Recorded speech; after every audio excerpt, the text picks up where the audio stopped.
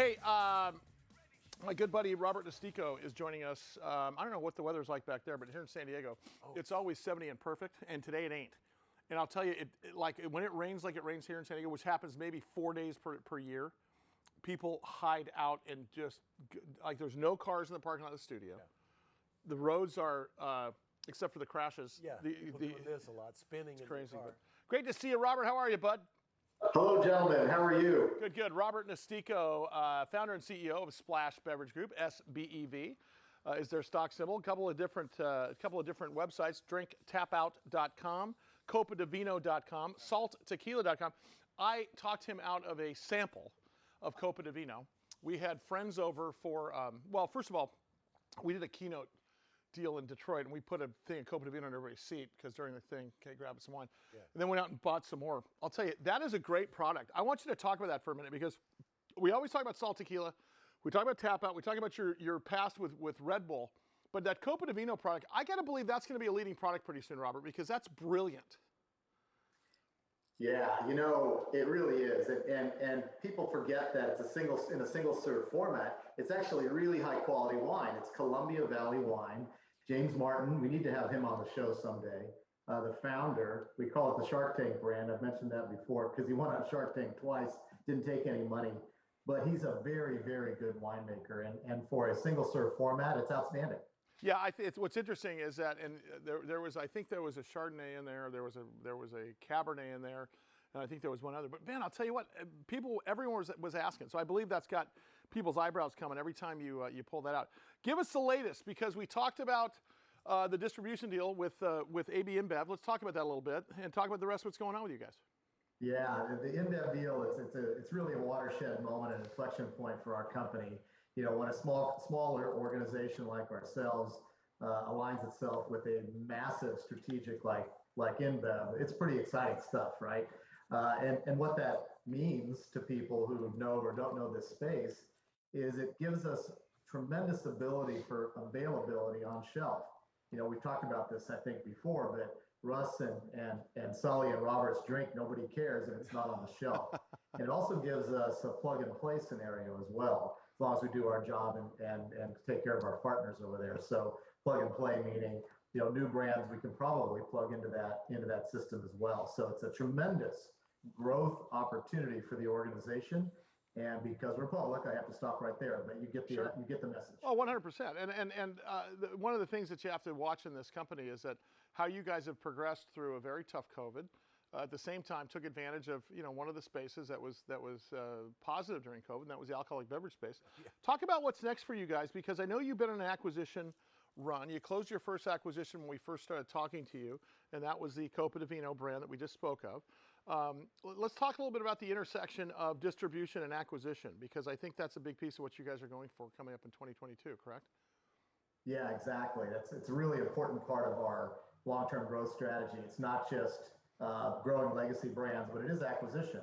And there are numerous targets out there that we are in discussions with. That's as much as I can say. Sure. But back to the strategy of it and why Copa was so important for us. You're right. It's performing extremely well. You'll be interested to see the numbers when we report our yearly annual number. But there were things about Copa di Vino besides the brand and besides the revenue itself. I call them below the line intrinsic value types of components. For example, it came with 82 Budweiser distributors, and guess what? Now we have a written deal with AB InBev and Budweiser. It came with 44 spirits and wine licenses. And when Walmart says, hey, we'd like to see salt tequila in a new state or two, we can move much faster. That actually happened.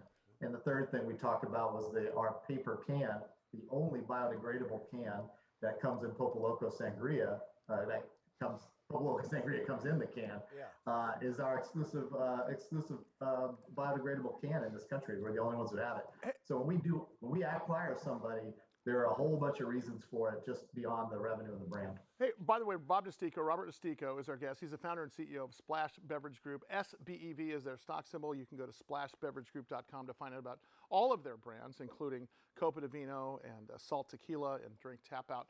Talk about distribution. One of your crowns of achievement in your career, especially being the 5th employee and Senior Vice President, General Manager for Red Bull North America, was about distribution. How's distribution changed here since you started in the business, and how do you think that's going to go, either in your favor or as a challenge coming up? Yeah, distribution is always the challenge especially for new brands and new companies. People underestimate the difficulties of it, and frankly, even the importance of it. They underestimate that.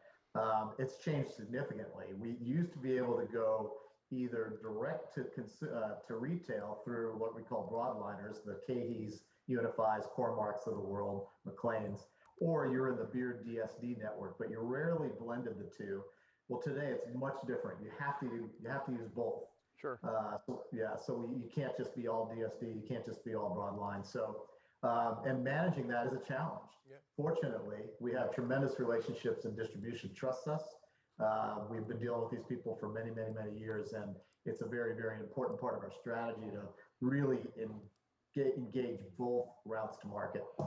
Hey, Robert, we talked about 2022 and about how things changed. What's in the arc of your story for 2022 as a company? What do you hope to achieve coming up here, without telling us exactly what you have in the hopper? But what would you like to see happen?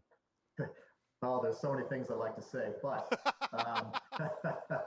I'll say it this way. Okay. We intend, and it's our intention or our vision, to execute on our legacy brands, the brands we already own, and that's happening. That's empirical. You can see that. It's in our numbers. It's in our 8Ks and in all our reporting and filings. But also execute on our next acquisition and maybe one beyond that. If everything lines up nicely. So both organic growth and acquisition growth, flat out buying revenue. Also, one of our many goals for you next year, Robert, is not only to have you more on air, but you got to get in San Diego, man. We got to get you in San Diego. And I want to see you in studio. Can't wait. And you don't have to bring a thing. Even though Russ is going to hassle you, you can come completely empty-handed. You don't have to bring any samples. As you'll notice, the sample bottle of tequila is half empty. So it's half full, Bob. Oh, half full. Sorry about that. Robert, thank you so much, pal. I really appreciate it. Robert Nistico, the founder and CEO of Splash Beverage Group, and of course, they are publicly traded. We'd be busting out a lot of this stuff. Yeah, I noticed that there's no other bottles of tequila. No, the other two have disappeared. We've been robbed.